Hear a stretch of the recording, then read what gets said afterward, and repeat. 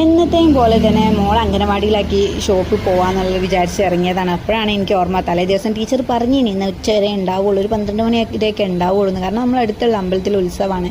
അപ്പോൾ അമ്പലത്തിൻ്റെ അടുത്ത് തന്നെ കേട്ടോ നഴ്സറി. അപ്പോൾ കുറച്ച് നേരത്തേക്ക് പിന്നെ ആക്കണ്ടല്ലോ, നമുക്ക് വീട്ടിൽ പോയച്ചിട്ട് ഞാനും ഷോപ്പിൽ പോകേണ്ട നേരെ വീട്ടിലേക്ക് പോവാണ്. അപ്പോൾ നോക്കുമ്പോൾ നല്ല തിരക്ക് കേട്ടോ.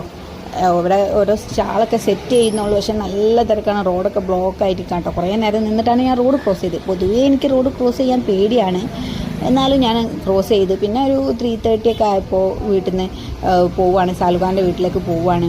അപ്പോൾ മോനും മോളും ഉണ്ട്, ഇനി അമ്പലത്തിൽ ഉത്സവമല്ലേ, അപ്പോൾ അവർക്ക് എന്തെങ്കിലും വാങ്ങണമല്ലോ എന്ന് പറഞ്ഞ് ഇറങ്ങിയതാണ് എൻ്റെ കൂടെ. അങ്ങനെ അവർക്ക് ബാലൂൺ വാങ്ങിക്കൊടുത്തിട്ട് ഈനൂസിനെ വീട്ടിലാക്കി കൊടുത്ത് ഞാനും മോളും കൂടി പോവുകയാണ്. ആദ്യമൊക്കെ മോൾക്ക് നല്ല സന്തോഷം കേട്ടോ, കാരണം ബലൂൺ കയ്യിൽ കിട്ടിയപ്പോൾ ഒരു അതർപ്പൊക്കെ. പിന്നെ കുറച്ചങ്ങോട്ട് നടക്കാണ്ടല്ലോ, നടന്നിട്ട് തുടങ്ങിയപ്പോഴാണ് മനസ്സിലായത് ഇത് കൊണ്ടുപോകാൻ കുറച്ച് ബുദ്ധിമുട്ടാണ് എന്നുള്ളത്. കയ്യിൽ കെട്ടിക്കൊടുത്തതാണ് ഞാൻ. അങ്ങനെ വീട്ടിലൊക്കെ എത്തി, കുറച്ച് നേരം റെസ്റ്റ് ഒക്കെ എടുത്ത് നിസ്കാരമൊക്കെ കഴിച്ച് പിന്നെ പത്തിരി ചുടൽ പരിപാടിയിലേക്ക് കടന്നു കേട്ടോ. അങ്ങനെ പത്തിരി ചുടലും വെള്ളം കലക്കലും ചായ ആക്കലും അതിൻ്റെ ഒക്കെ തിരക്കിലായി. അതൊക്കെ കഴിയുമ്പോഴത്തേനും തന്നെ നോമ്പ് തുറക്കാനുള്ള സമയമായി. പിന്നെ നോമ്പ് തുറന്നപ്പോൾ നല്ല അടിപൊളി നൈസ് പത്തിരിയും ബീഫ് കറിയും അതും അങ്ങോട്ട് കഴിച്ചു കേട്ടോ. ഞാൻ പറഞ്ഞല്ലോ ഇവിടെ വേറെ പലഹാരം ഒന്നും ആക്കില്ലെന്ന്. അപ്പോൾ നോമ്പ് തുറന്നപ്പോൾ നമ്മൾ ഇതാട്ടോ കഴിക്കൽ. അങ്ങനെ അതൊക്കെ കഴിച്ച് നിസ്കാരമൊക്കെ കഴിച്ച് റെസ്റ്റ് എടുത്തു.